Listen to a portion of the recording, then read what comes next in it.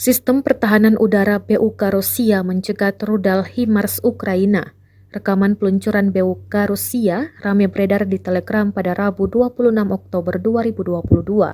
Dalam keterangan unggahan disebutkan militer Rusia hanya membutuhkan waktu 8 detik untuk mengidentifikasi, melacak, dan meluncurkan target.